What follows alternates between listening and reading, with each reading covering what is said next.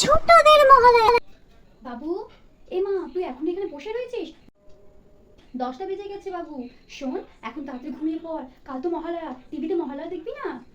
হ্যাঁ মা, আমি তো মহালয়া দেখবো।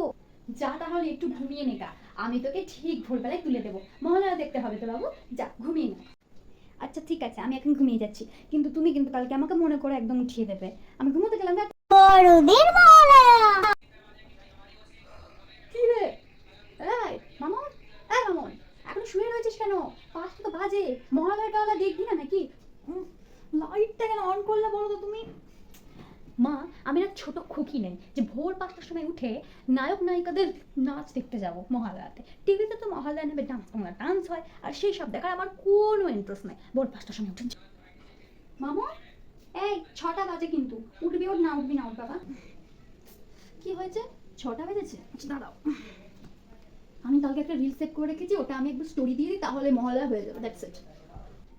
যা বাবা, আবার একটা ঘুমিয়ে পড়লাম। আজকালকার যে কি এসব উঠেছে, মহালয়া দিয়ে শুধু স্টোরি লাগানো, স্ট্যাটাস লাগানো। আমাদের সময় কত সুন্দর সবাই ভোরবেলায় উঠে একদম সেজে গুজে মহালয়া দেখতে যেতাম, আর এরা কি শুয়ে শুয়ে পড়ে পড়ে শুচ্ছে। 7টা তো বাজছেই, এই মনে হয় এরা জুটবে না।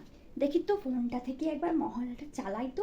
মহালয়া তো বাঙালিদের ইমোশন, ওর কাছে তাহলে এরকম কেন হবে? ঠিক উঠবে। আশ্বিরের শারদ প্রাতে বেজে উঠেছে আলোকমঞ্জিত, ধরণীর বহিরাকাশে অন্তরিত মেঘমালা, প্রকৃতির অন্তরাকাশে জাগরিত জ্যোতির্ময়ী জগন্মাতার আগমন বার্তা।